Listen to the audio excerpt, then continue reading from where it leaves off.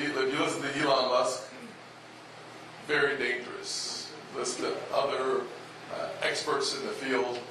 I was with an MIT guy yesterday, and he said, besides Chris, your governor, he says the future is going to be driven by technology innovation. I talk about 2 million innovation jobs. It's driven largely by quantum computing, because it will accelerate our path forward to being able to have high-tech manufacturing come back to America, because we'll be able to use hundreds of thousands, I believe up to 4 million Americans, coupled with the innovation that is leaping into a very bright future. So bright that allows us, we brought home to Florence, South Carolina a few years ago, Otis elevators from Mexico, because they were able to use technology and workforce to be competitive even with Mexico.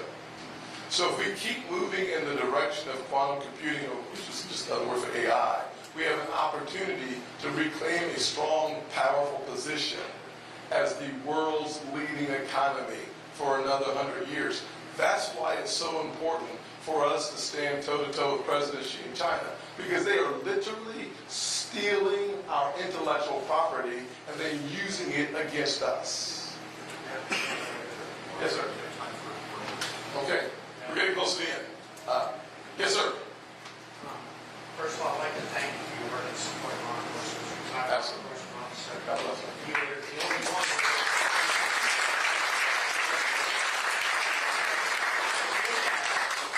My question actually is, what are you going to do about the weaponization of the DOJ? Yes. And a two-tiered legal system Yes. we currently have, and bringing us back to an equal system for everyone. Absolutely. Thank you for that question. Thank you for your service in law enforcement. I will say, without any question, as he said, I'm the leading Republican on the issue of law enforcement for the last 5 years.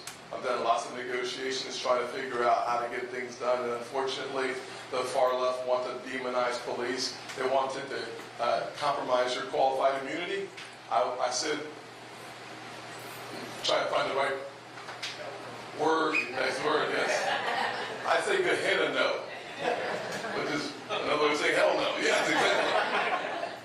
I just won't ever compromise on our law enforcement's qualified immunity. Imagine law enforcement officers like yourself running into danger and worrying about their mortgage, their retirement, and their family.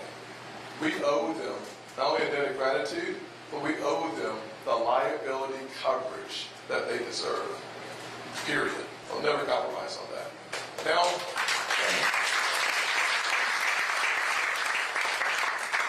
you know, in America, what is unacceptable and un-American is when Lady Justice takes off the blindfold. Chaos ensues when there's a two-tiered justice system. One for red and one for blue. What I said, while I am running to be the President of the United States, what I do not want is this DOJ to be weaponized against their political opponents, including the former president. I think it's wrong, I think it's immoral, I think it's unethical. Number one. Number two, the most effective thing I can do as President of the United States is day one, as soon as the ink dries on the paper, fire Merrick Garland.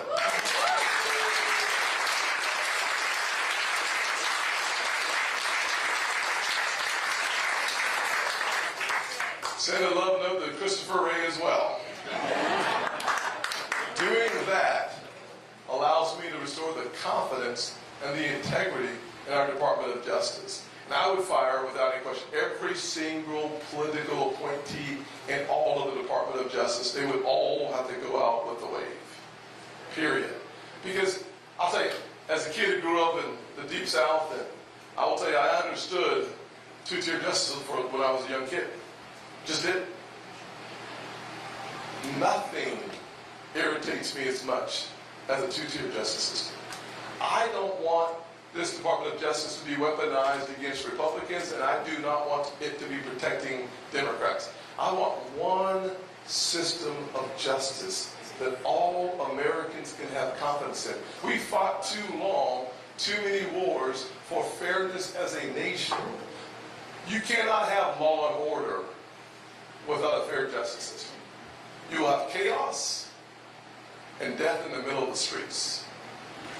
I will restore confidence. That is my solemn promise.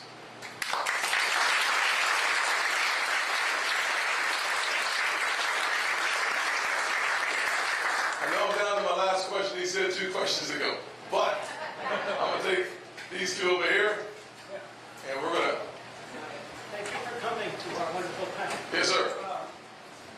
For up until about 1910, the average federal budget was about 3% of GDP. It's now, what, between 20 and 25%? I don't think we're getting 8 times the value we had in 1910. But I also don't understand, even if you grow the economy, how you can grow ourselves out of a problem when you have Democrats who seem dedicated, with help, unfortunately, of some Republicans, to overspend every extra dollar that comes into the federal government.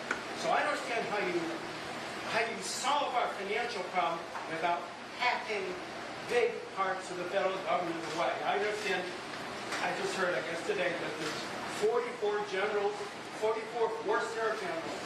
Each one has a staff of several hundred people.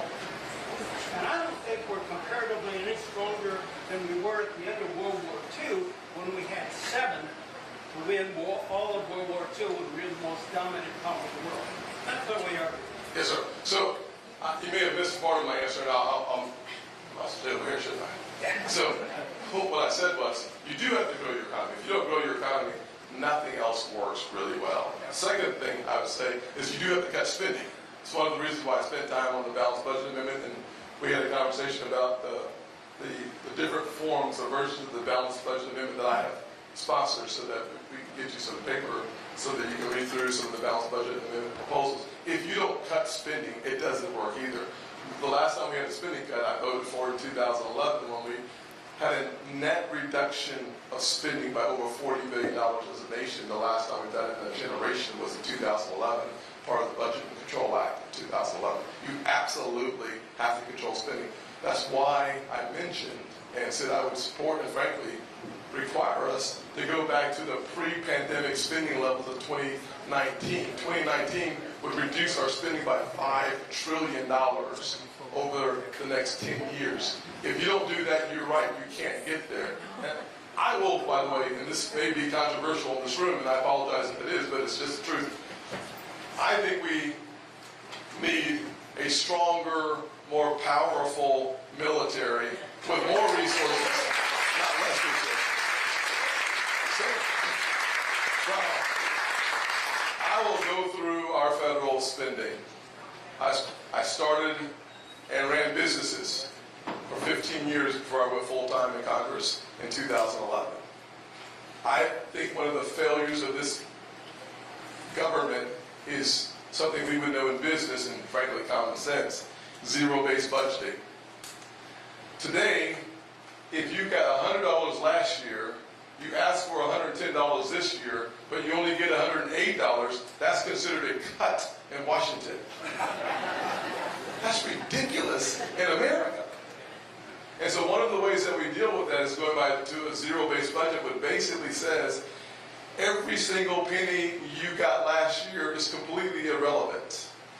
Prove the needs that you have to serve the American people, and then why don't we eliminate all the duplication in the federal government?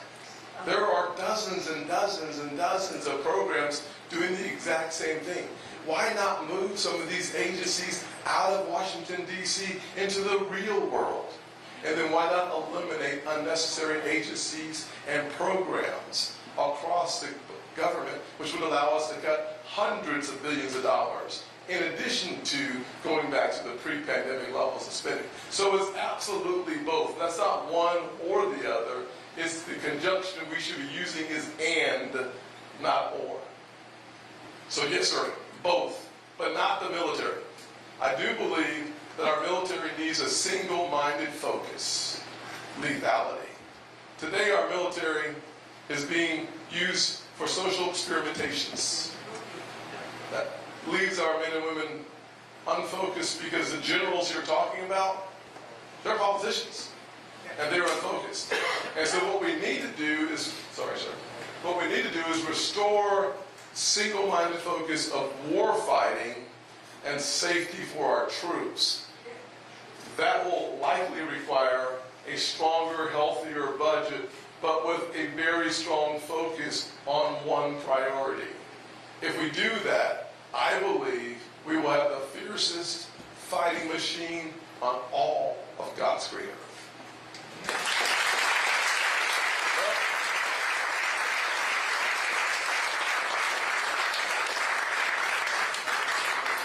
Y'all see, I can't see this young fellow over here. All right, this is going to be it. I do want to do a couple things. So many people have hands up, and one of the things I like to do at the end, although it is hot as the dickens, I did bring my Southern preacher's rag.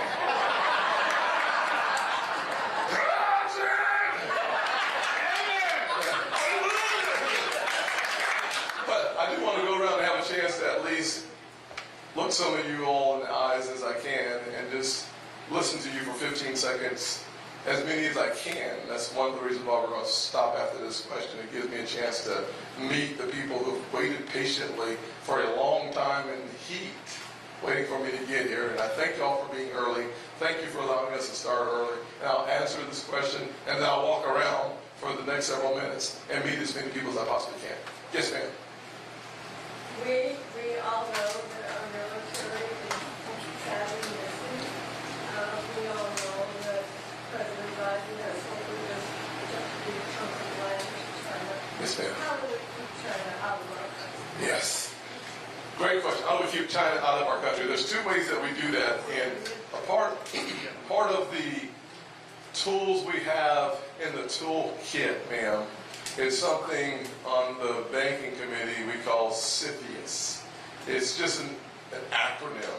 And it basically allows us to look very deeply into the shell companies that are formed to deceive the American people and hide Chinese ownership as they buy our farmlands and other equipment. And so one of the ways that we use, one of the tools that we use is CFIUS. As a national security concern, we can dig into the ownership when there is a reason to do so from a national security standpoint. If we use that tool effectively, and this administration has not, if we use that tool effectively, it allows us to uncover more of the assets that the Chinese are buying. Two philosophies that have undergirded China's quick rise. One was their Made in China 2025 plan. Their goal was to become independent. The way that they plan to become independent is to steal our intellectual property, to steal our AI, to use our technology and innovation against us. And they were so good at making cheap things that were essential to us. And about 87% of America's generic medicine ingredients come from outside of America, and about a quarter of that comes from China. We need to be independent in our minerals and our microchips and our medicines and our military if we are going to be effective, ma'am. And CFIUS would help us to eliminate Chinese ownership, but then we have to focus on American development in order to accomplish that goal. And the other thing they've done very well is something called Belt and Road projects. Their Belt and Road initiative sinks countries into so much debt that they are beholden to the Chinese Communist Party. It is, sir? Yeah. South Africa, yeah. So there's this new development happening around the world that is really, really concerning. I'll close on this because I could spend another 20 minutes on this, and I shouldn't do that on China, exactly. There's something called BRICS, B-R-I-C-S. There are these 5 countries, Brazil, Russia, India, China, and South Africa, who have created this coalition, and they're inviting more countries around the world. They just had a big meeting, another dozen countries looking perhaps to join this new coalition. This coalition has a couple of goals. One is to eliminate the US dollar as the reserve currency. And two is to grow so strong that their philosophy, communism, percolates everywhere where they touch land. We are going to have to be incredibly strong and very forward-looking to defeat this rising axis of evil. We have partners too. We have AUKUS, we have Five Eyes, we have a number of different programs where we're working with Australia, the UK, and the US is AUKUS. We're joint ventures on new submarines, nuclear submarines with Australia. They just invested $3 billion in helping create more subs. Very important. Second thing, on our allies like South Korea and Japan and the Philippines, we need a strong leader who reassures our allies that we are loyal and at the same time proving to our adversaries that we are lethal. God bless you. Thank you for being here.